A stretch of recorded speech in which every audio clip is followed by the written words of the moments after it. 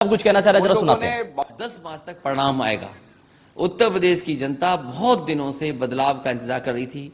इतने दिनों में महंगाई बढ़ी है, बेरोजगारी बढ़ी है, किसानों पे झूठे मुकदमे लगे हैं, अल्पसंख्यकों के साथ भेदभाव हुआ है, नफरत की राजनीति हुई है।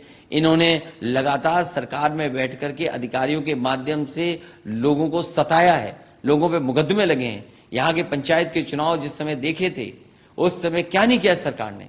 इनके अधिकारी भारतीय जनता पार्टी के कार्यकर्ता नेता बन गए थे, जो चुनाव लड़ने वाले थे उनके पर्चे छीनने गए।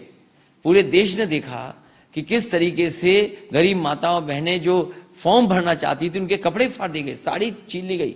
कोविड के समय पर देखा है लोगों ने कि किस तरीके से उनके परिवार के लोगों को ऑक्सीजन नहीं मिली, दवाई नहीं मिली, बिस्तर नहीं मिला।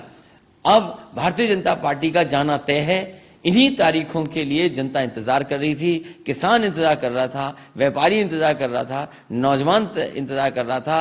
10 मार्च के बाद उत्तर प्रदेश से भारतीय जनता पार्टी का सफाया होगा। तो चुनाव के शुरू होने में लगभग सिर्फ 1 महीने का वक्त बचा है, लेकिन उस समय कोविड आ गया है, जिसके चलते 15 जनवरी तक सभी तरह की रैलियों पर पाबंदी लगा दी गई। खाली 5 लोग डोर टू डोर कैंपेन करेंगे। साथ में ये भी कहा गया है कि ऑनलाइन और वर्चुअल को भी प्रोत्साहन किया जाए। 15 जनवरी तक किस तरह से देखते हैं, जो क्योंकि समाजवादी के भी कई प्लान थे रथ यात्रा। इलेक्शन कमीशन ने जो शर्तें रखी उनका शर्तों का पालन होगा, और अगर वो डोर टू डोर कम लोगों के साथ और जो नियम बने उनका पालन करते हुए प्रचार करना होगा तो प्रचार करेंगे।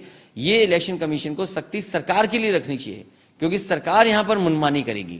पिछले चुनाव में भी मैंने देखा कि किसी भी नियम को इस सरकार ने नहीं माना। इसलिए इलेक्शन कमीशन कम से कम ये निगरानी रखे कि सरकार में बैठे लोग उनके नियमों का पालन करें। सर, एक और सवाल है इसी से जुड़ा हुआ। आज आपने अभी प्रेस कॉन्फ्रेंस करी थी। प्रेस कॉन्फ्रेंस में जब ये पूछा गया कि अगर वर्चुअल के लिए, जैसे अभी 15 तक है, उसके बाद भी अगर वर्चुअल के लिए कह दिया जाता है कि वर्चुअल रैलीज करनी है, तो आप किस तरह से देखते हैं? आपने ये कहा था कि आप इलेक्शन कमीशन से डिमांड करेंगे फंड की, क्योंकि ये पहली बार ऐसा हो रहा है कि कोविड के समय पर इलेक्शन हो रहा है, और इलेक्शन कमीशन भी तमाम नियमों को और तमाम नियम बनाए हैं। मेडिकल ऑफिसर्स, नोडल ऑफिसर्स बनाए गए हैं। डिस्ट्रिक्ट और अन्य जगह पर मेडिकल ऑफिसर भी नोडल ऑफिसर्स हैं। तो कहीं ना कहीं आशंका इस बात की भी है कि कोविड होगा या कोविड फैलेगा, और अगर वर्चुअल रैली के लिए हम जाएंगे तो उन पार्टियों के लिए कहीं ना कहीं इलेक्शन कमीशन को सोचना चाहिए। जिन पॉलिटिकल पार्टीज के पास, जिन पॉलिटिकल पार्टीज के वर्कर्स के पास अगर कोई इंफ्रास्ट्रक्चर नहीं है, वर्चुअल रैली के लिए तमाम चीजें नहीं है, तो आखिरकार वो कैसे करेंगे?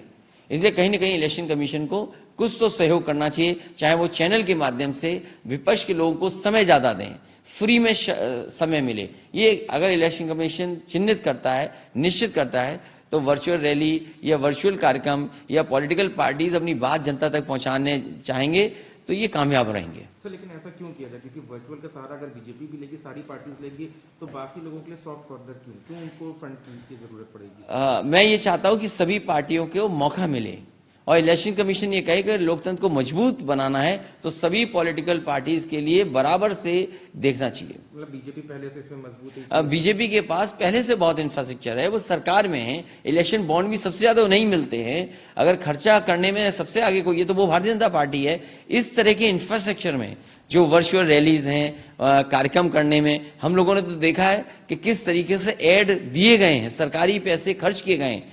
क्योंकि कल ऑबलाइज किया गया है चैनल, आज भी ऑबलाइज होंगे। इसलिए पॉलिटिकल पार्टीज जो विपक्ष में हैं उनको भी कहीं ना कहीं जगह मिलनी चाहिए, स्पेस मिलना चाहिए। अगर स्पेस नहीं मिलता है तो शायद वो पॉलिटिकल पार्टीज वो संसाधन नहीं जुटा पाएंगी अपना स्पेस के लिए।